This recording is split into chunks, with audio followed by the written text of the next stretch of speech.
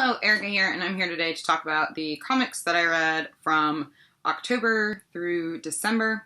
There aren't very many. There are only like 5 things here to talk about, but I've read a lot of comics and graphic novels so far in January, so I figured that I should talk about what I read through December, and then January is probably going to have its whole own separate comics wrap-up, because it has been the month for graphic novels for me. So, without further ado, let's talk about the things I read. I don't remember when and in what order I read these. Some of them I read quite a while ago, so if I get rambly, sorry. It's me trying to remember what the hell these are about.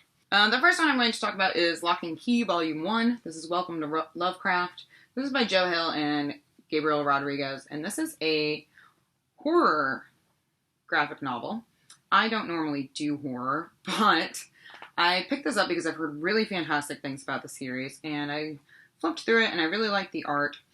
So I don't really know how to describe the story. It's a little bit convoluted in the first volume. Basically, the story revolves around a family, and the father of the family dies, and so the mom and the 3 children go to live with their father's brother in this old house called Lovecraft. And creepy and weird and supernatural things kind of happen from there. Like I said, I really like the art. I feel like the way that the human characters are drawn is really just enough detail for me. Like, it's not overly detailed, but the facial expressions are really vivid. And I will be carrying on with this series soon. I've already bought the 2nd volume, so I can't wait to get into that. The next thing I want to talk about is The Killing Joke by Alan Moore and Bryan Bolland. This is the Joker origin story for Batman, and I'm not super into Batman. The only other Batman comic I've read is Year One by Frank Miller, and I enjoyed that, and I've always thought that I might like Batman, but it turns out like superhero comics in general are not my thing, and I've tried and I've failed, and so whatever. I did give this 3 out of 5 stars though. The Joker is a character that has always fascinated me. I'm intrigued by his psychology. The art in this is really kind of classic. It's very vivid, though. The coloring is really great, which I really enjoyed. And there are, like, flashback scenes that are done in grayscale that I liked a lot. The action scenes are really well done. So, I mean, Alan Moore knows what he's doing. So does Bryan Bolland. So yeah, definitely check this out if you're interested in Batman and the Joker, but if not, I'd say give it a pass, because it wasn't super awesome, but it was fun. The next thing I have to talk about is this little tiny book. This is called Will You Still Love Me If I Wet the Bed, and it's a comic by Liz Prince. I met Liz Prince at North Carolina Comic Con in November, and so my edition of this is signed, which is lovely. And these are a series of little comic strips about being in a relationship. They're very precious. I believe they're based off of Liz Prince's life. She has a graphic memoir that's a little bit more recent than this called Tomboy, which I also picked up at Comic-Con and which I'm looking forward to reading. But this was a fun little book. It would make a great gift to someone that you love and that likes comics. The art is just line drawings, but they're really cute. And again, she does facial expressions really well, I think. So she kind of conveys a lot in these short little comics about what it's like to be in a romantic relationship. So I do recommend this. I think I gave this 3 out of 5 stars.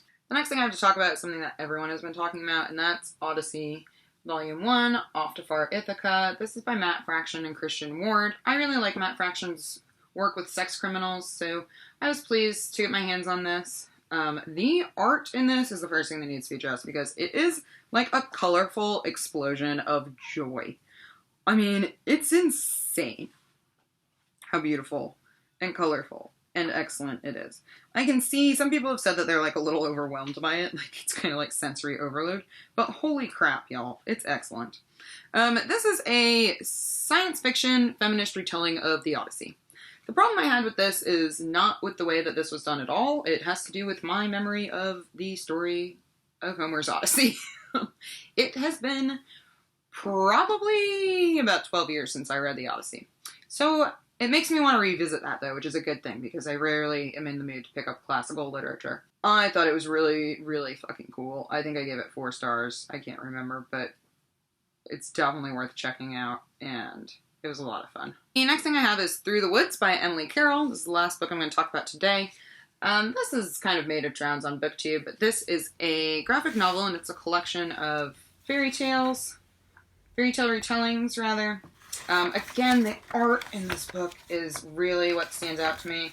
Like, 5 stars for art for me on this one, 3 stars for the stories. The stories were good. They weren't quite as creepy as I anticipated. I had heard that they were kind of creepy, but they weren't that scary. It was a really fun collection. It's a cute little book, and like I said, it's definitely beautifully done. So I would definitely recommend picking it up if you're a fan of fairy tale retellings, or Emily Carroll, who just does great work. I highly recommend it, and again, the art was the standout. The stories were good, and I like the way that some of the paneling was done, for sure, but I have this book for the artwork overall. I think I gave this one 3 out of 5 stars as well. So, those are all of the comics I read from October to December. Really short stack, but like I said, there are way more coming in January. If you've read any of these, let me know, or if you have recommendations for me based on how I felt about these, you can let me know that as well. And I will see you all next time. Bye!